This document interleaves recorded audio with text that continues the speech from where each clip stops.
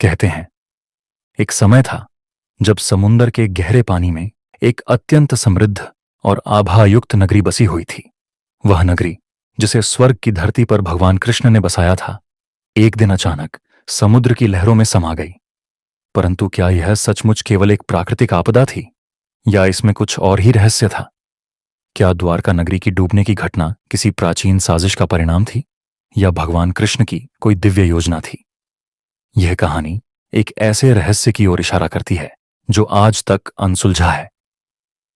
कहानी उस समय की है जब भगवान कृष्ण ने मथुरा छोड़कर समुद्र के किनारे पर द्वारका नगरी का निर्माण करवाया। यह नगरी मात्र एक शहर नहीं, बल्कि एक दिव्य स्थल था, जो न केवल यदुवंश की शक्ति का प्रतीक था, बल्कि मानवता के लिए एक चमत्कारी स्थल भी था। द्वारका नगरी के बारे में यह कहा जाता था कि यहाँ की हर इमारत स्वर्ण जैसी चमकती थी और हर गली में समृद्धि की बहार थी। हर एक दीवार पर महाकाव्य की कथाएं अंकित थीं और यहाँ के लोग समृद्धि, शांति और प्रेम की लहर में बहे रहते थे। भगवान कृष्ण ने द्वारका नगरी का निर्माण केवल सुरक्षा और समृद्धि के लिए नहीं किया था, बल्कि यह उनकी दिव्य योजना का हिस्सा था, जो आने वाले समय में यदुवंश की रक्षा करने के लिए थी। लेकिन क्या यह नगरी हमेशा के लिए समृद्ध रह सकती थी, या इसे किसी बड़े चमत्कारी कारण से समुद्र में समाना था? कभी द्वारका की गलियों में खुशियां थीं, लेकिन जैसे जैसे समय बीता, ये खुशियां संकट के बादल बन गईं। यदुवंश के लोग आपस में लड़ने लगे और द्वारका की समृद्धि एक क्रूर संघर्ष का शिकार हो गई। पुराने सुलह संयोग टूट गए और एक दूसरे की हत्या तक की घटनाएं शुरू हो गईं। भगवान कृष्ण ने अपने परिवार की रक्षा के लिए अनेक प्रयास किए, लेकिन अंततः उन्होंने यह महसूस किया कि अब यदुवंश का नाश अपरिहार्य है। भगवान कृष्ण ने अपने परिवार के नाश को रोकने के लिए एक चमत्कारी कदम उठाया। कहते हैं, उन्होंने अपनी दिव्य शक्ति से समुद्र का स्तर बढ़ा दिया और समुद्र की लहरों ने द्वारका को पूरी तरह से लील लिया। द्वारका नगरी का ऐश्वर्य, उसकी संरचनाएं और महल समुद्र की गहरी लहरों में समा गए। यह घटना केवल एक प्राकृतिक आपदा की तरह नहीं थी, बल्कि यह भगवान कृष्ण द्वारा किए गए एक दिव्य कार्य का परिणाम थी। समुद्र में समाई हुई यह नगरी रहस्य और रहस्यात्मकता की परतों से ढकी हुई थी, और इसके भीतर कई प्रश्न पैदा हुए। क्या द्वारका का डूबना सिर्फ एक दुर्घटना थी, या इसे किसी अदृश्य शक्ति ने नियंत्रित किया था? गांधारी का श्राप और यदुवंश का अंत। महाभारत के युद्ध के बाद कौरवों की माता गांधारी ने भगवान कृष्ण को एक श्राप दिया था।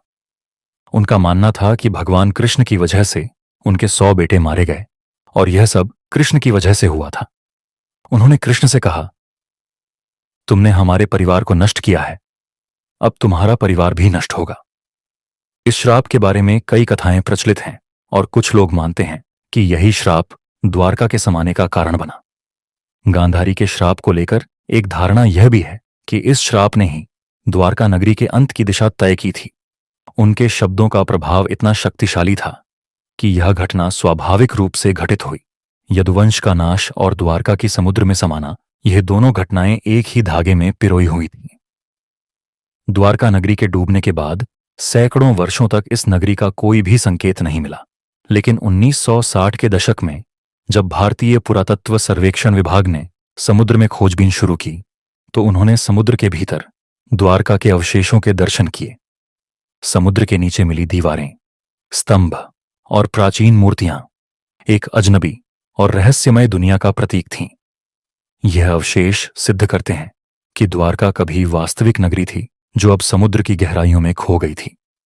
जब पुरातत्वविदों ने समुद्र में खुदाई की, तो उन्हें कई प्राचीन वस्तुएं मिलीं, जैसे कि मूर्तियां, आभूषण और सिक्के, जो लगभग 2000 ईसा पूर्व के थे। इन अवशेषों ने एक नए सवाल को जन्म दिया। क्या यह नगरी सचमुच स्वर्ग की एक छांव थी, जो समुद्र के गर्भ में समाई, या यह किसी अदृश्य शक्ति के नियंत्रण में थी? समुद्र में समाई हुई द्वारका नगरी के अवशेष आज भी हमारे सामने आते हैं, और यह हमें भगवान कृष्ण की दिव्य योजना की ओर इशारा करते हैं। द्वारका के डूबने की घटना केवल एक भौतिक घटना नहीं थी, बल्कि यह एक दिव्य कार्य था, जिसे भगवान कृष्ण ने अपनी शक्ति से पूरा किया। क्या द्वारका का समुद्र में समाना एक संकेत था कि यह नगरी अब और नहीं रह सकती थी, या फिर यह एक चमत्कारी प्रक्रिया थी जिसे भगवान कृष्ण ने रचा था। दोस्तों, द्वारका नगरी का रहस्य आज भी मानवता के लिए एक अनसुलझा सवाल है। क्या वह नगरी सचमुच समुद्र में समाई थी, या यह भगवान कृष्ण की एक योजना थी? क्या गांधारी का श्राप इस घटना के लिए जिम्मेदार था, या फिर यह किसी और रहस्य का परिणाम था? द्वारका नगरी के समुद्र में समाने के बाद भी उसके अवशेष हमें यह याद दिलाते हैं कि कभी यह नगरी थी, और भगवान कृष्ण का कार्य अभी भी हमारे दिलों में जीवित है। द्वारका का रहस्य केवल एक नगर के डूबने की कहानी नहीं है, बल्कि यह एक दिव्य उपदेश है जो जीवन और मृत्यु, पाप और पुण्य, और भगवान की अदृश्य शक्तियों के बारे में हमें सोचने पर मजबूर करता है। दोस्तों, आपका इस रहस्य के प्रति क्या राय है? कमेंट में जरूर बताइए।